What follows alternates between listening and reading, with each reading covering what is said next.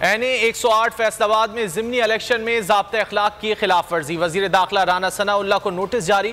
आबिद शेर अली की घर घर मुहिम और कॉर्नर मीटिंग में शिरकत पर डिस्ट्रिक्ट मॉनिटरिंग ऑफिसर ने राना सनाउल्लाह को नोटिस जारी किया। डीएमओ ने राना सनाउल्लाह को सुबह 11 बजे तलब कर लिया।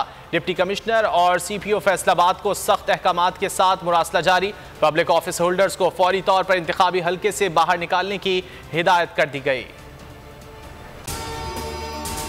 अगर आपको ये वीडियो पसंद आए तो लाइक पर क्लिक करें। सबसे बड़ी कवरेज 16 अक्टूबर सबको मोटिवेट करें कि उन्होंने निकल के इलेक्शन में वोट डाल दिए।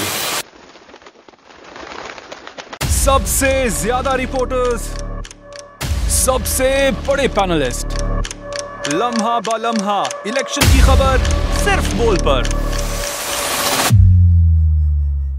सबसे ज्यादा व्यूज, सबसे ज्यादा रील्स और सबसे ज्यादा रेटिंग के साथ बोल अब भी नंबर 1 पोजीशन पर बरकरार। सब्सक्राइब करें और बेल दबाएं ताकि कोई खबर रह न जाए।